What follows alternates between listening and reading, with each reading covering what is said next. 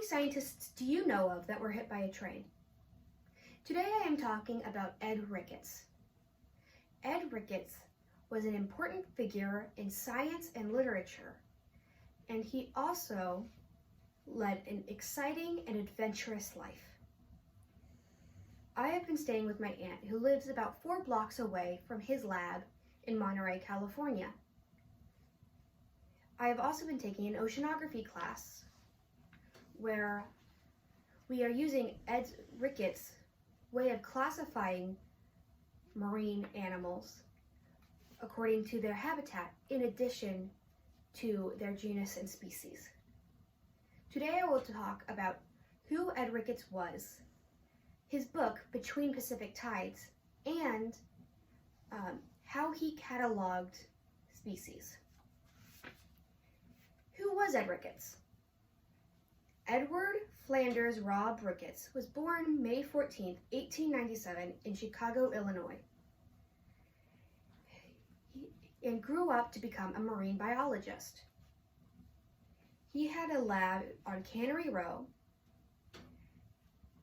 and in 1936, he moved into his lab. That same year, on November 25th, his lab burned down, and it had to be rebuilt. This is his lab. It was still after the fire, but here is his lab about a week ago when I walked past it.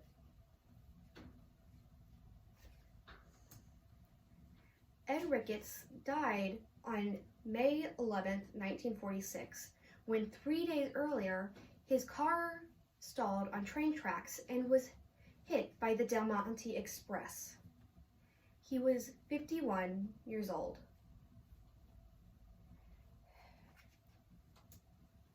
At the site, there is now a small memorial with a bust of him where people keep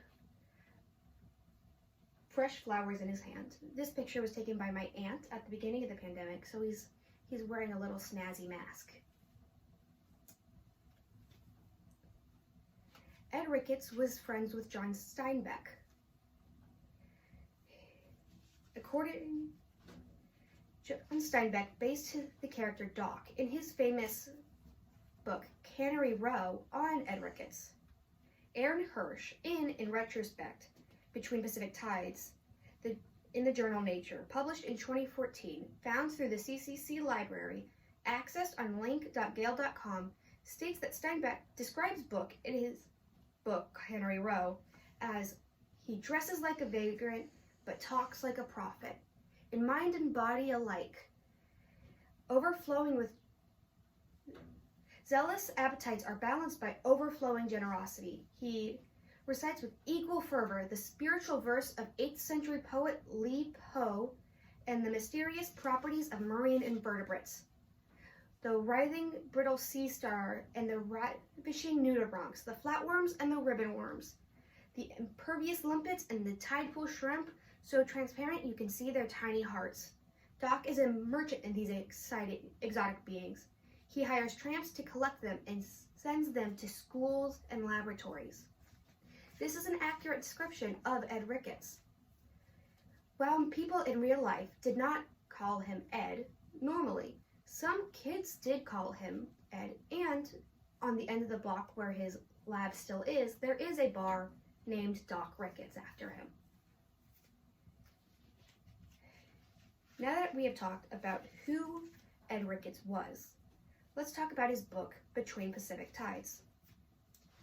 Between Pacific Tides was revolutionary for its time. It cataloged animals according to their habitat instead of exclusively by their genus and family and species. This is the cover of his book.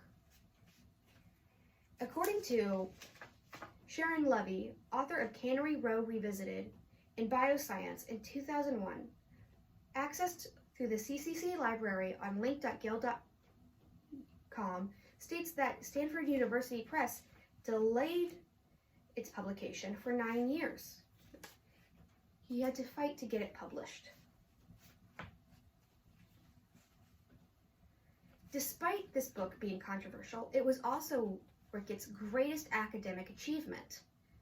According to Journey of a Scientific Hero by John Christensen in the Journal Nature, found through the CCC Library, accessed on link.gale.com on November 27th, 2020, says that Between Pacific Tides remains his greatest individual achievement, with help from friends and followers who cleared up his prose and kept it updated through 5 editions.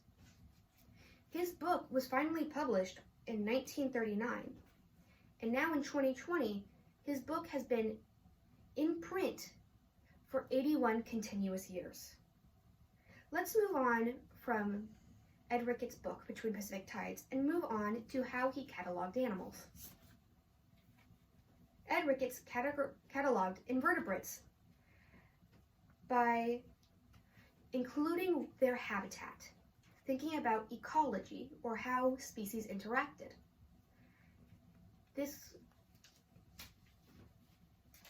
He would record any data he saw like this at tide pools and anywhere along the Pacific coast.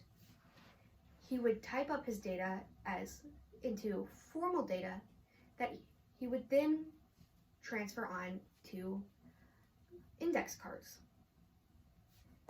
According to Jeff Zinn, when narrating The Great Tide Pool, directed by Mary Albert and Stephen Albert, published in 2014, accessed December 5th, 2020, on thegreattidepool.org, described his process as these formal data were then broken down and logged on Pacific Biological Laboratory survey cards.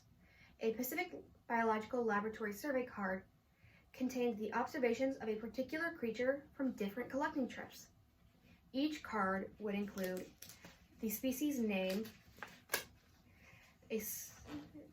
any obvious characteristics, where it was found, and any other data would be summarized. Here is a card for an animal called a chiton. They're like little sea cows. And here is a photo of a chiton I took around 2 weeks ago when I was exploring a tide pool. Ed Ricketts cards are still available through Stanford University's library, through Marine Hopkins Center. Ed Ricketts also discovered new marine species. He did this with his friend John Steinbeck.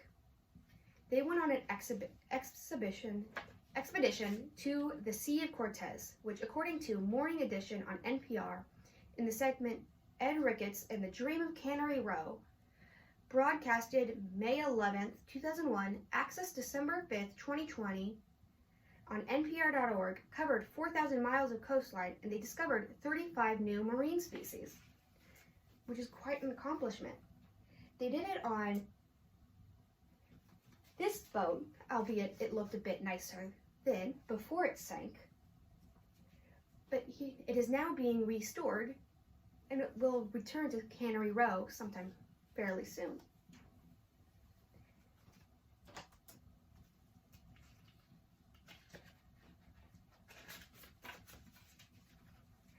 Now that I have told you about Ed Ricketts' personal life, his book, Between Pacific Tides, and how he cataloged animals, I hope you can now understand his importance in history of literature and science. Thank you.